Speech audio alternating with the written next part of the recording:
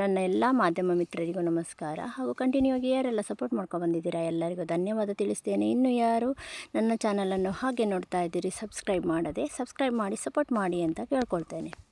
ಇವತ್ತಿನ ನನ್ನ ವಿಡಿಯೋದಲ್ಲಿ ಮಲ್ಲಿಗೆ ಗಿಡ ಹೂ ಬರಬೇಕಾದರೆ ಏನು ಮಾಡಬೇಕು, ಬಂದ ನಂತರ ಏನು ಮಾಡಬೇಕು ಅಂತ ಹೇಳ್ತೇನೆ. ಕಂಟಿನ್ಯೂ ಆಗಿ ನಾವು 15 ದಿನಕ್ಕೊಮ್ಮೆ ನಾವು ಹಿಂಡಿದು ಫರ್ಟಿಲೈಸರ್ ನಾನು ಹಾಕ್ತಾ ಇರೋದು, ನಾನು ಮಾಡಿರೋದನ್ನು ನಾನು ಹೇಳ್ತೇನೆ, ಬೇರೆ ಏನು ನಾನು ಹೇಳಲ್ಲ. ಯಾಕಂತ ಹೇಳಿದರೆ ನನಗೆ ಎಷ್ಟು ಸಕ್ಸಸ್ ಆಗಿದೆ, ನನಗೆ ಎಷ್ಟು ರಿಸಲ್ಟ್ ಸಿಕ್ಕಿದೆ ಅನ್ನೋದನ್ನು ನಾನು ಹೇಳಬಲ್ಲೆ. ಹಾಗೆ ನನಗೆ ತುಂಬ ಹೂ ಬರ್ತಾ ಇರುವಂಥ ಗಿಡ ಅಂತ ಹೇಳಿದರೆ, ಅಂದರೆ ದೊಡ್ಡ ಗಿಡ ಹೂ ಬರಲಿಕ್ಕೆ ಆಗಿರೋ ಗಿಡ ಅಂತ ಹೇಳಿದರೆ ಒಂದು 60 ಗಿಡ ಇದೆ. ಅದರಲ್ಲಿ ಇದು ಗಿಡ ನೋಡಿ, ನಾನು ಒಮ್ಮೆ ಫರ್ಟಿಲೈಸರ್ ಹಾಕಿದ್ದೇನೆ, ಹಾಕಿ 1 ತಿಂಗಳಾಯಿತು.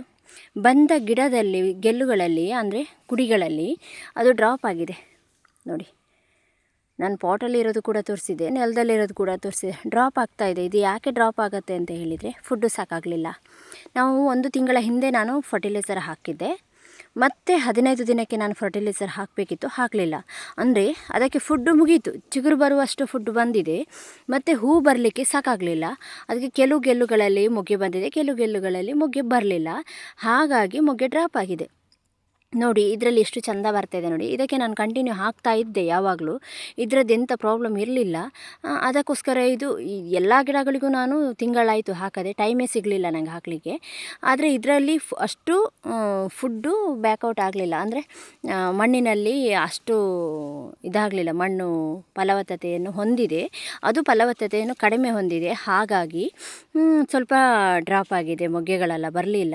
ಇದೆಲ್ಲ ಗಿಡ ನೋಡಿ ತನ್ನಷ್ಟಕ್ಕೆ ತಾನೇ ಚಿಗುರು ಬರ್ತಾನೆ ಇದೆ, ಅದರಷ್ಟಕ್ಕೆ ಅದು ಬರ್ತಾ ಇರ್ತದೆ. ಒಮ್ಮೆ ಅದು 15 ದಿನದಲ್ಲಿ ಮೊಗ್ಗೆ ಮುಗೀತದಲ್ಲ, ಆವಾಗ ಪುನಃ ನಾವು ಫುಡ್ ಹಾಕಬೇಕು. ಈಗ ನಮಗೆ ಚಿಗುರು ಬರ್ತದೆ ಓಕೆ, ನೆಕ್ಸ್ಟು ಡ್ರಾಪ್ ಆಗೋ ತನಕ ನಾವು ಬಿಡಬಾರ್ದು. ಈಗ ಚಿಗುರು ಬಂದರೂ ಕೂಡ ನಾವು ಹಾಕಬೇಕು, ಫುಡ್ ಹಾಕಬೇಕು.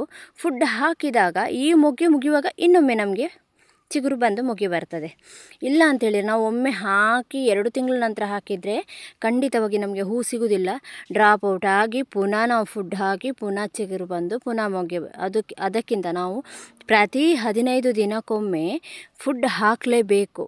ನಮಗೆ ಕೀಟ ಇರಲಿ ಏನೇ ಇರಲಿ ಹಾಕಲೇಬೇಕು. ಬಟ್ ನನಗೆ ಕೀಟ ಇದೆ ಅಂತ ನಾನು ಡ್ರಾಪ್ ಮಾಡಲಿಲ್ಲ ಈ ಸರಿ, ನನಗೆ ಟೈಮೇ ಸಿಕ್ಕಿಲ್ಲ. ನನಗೆ 11 ಕಾಲಾಗತ್ತೆ ಹೂ ಕಟ್ಟುವಾಗ, ನನಗೆ ತುಂಬ ಕಷ್ಟ ಆಗ್ತಂತು ಹೂ ಕಟ್ಟಲಿಕ್ಕೆ. ಹಾಗಾಗಿ ಮತ್ತು ಅದರ ನಂತರ ಎಲ್ಲ ಕೆಲಸ ಮಾಡಿ ಮುಗಿಸುವಾಗ ನಮಗೆ ಸಾಕಾಗ್ತದೆ. ಹಾಗಾಗಿ ಸಂಜೆ ಆಗುವಾಗ ಬೇರೆ ಏನೋ ಮಾಡಿ ಕೆಲಸ ಮಾಡಿ ಟೈಮ್ ಪಾಸ್ ಆಗುತ್ತೆ. ಅದಕ್ಕೆ ಫುಡ್ ಹಾಕಲಿಕ್ಕೆ ಆಗದ ಕಾರಣ ನಾನು ಫುಡ್ ಹಾಕಲಿಲ್ಲ. ಇವತ್ತು ಹಾಕಲೇಬೇಕು ಅಂತ ಹಠ ಹಿಡಿದು ನಿಂತಿದ್ದೇನೆ. ನಾನು ಫುಡ್ ಹಾಕೋದಾದರೆ ನಾನು ಮೇಲಿಂದ ಹಾಕೋದಿಲ್ಲ, ಮಣ್ಣಿನ ಒಳಪದರದಲ್ಲಿ ಹಾಕೋದು. ಹಾಗಾಗಿ ನನಗೆ ಟೈಮ್ ತಗೊಳ್ತದೆ, ಹಾಗಾಗಿ ನನಗೆ ಸ್ವಲ್ಪ ಲೇಟ್ ಆಗ್ತದೆ. ಹಾಗಾಗಿ ನಾನು ಫುಡ್ ಹಾಕುವಾಗ ಹೀಗೆ 1 ತಿಂಗಳು ಹಾಗೆ ಆಗ್ತದೆ, ನಾಳೆ ಮಾಡುವ ಅಂಥೇಳಿ 1 ತಿಂಗಳು ಆಗಿಬಿಡ್ತು. ನೀವು ಹೀಗೆ ಮಾಡಬೇಡಿ, ಪ್ರತಿ 15 ದಿನಕ್ಕೊಮ್ಮೆ ಹಾಕಿ.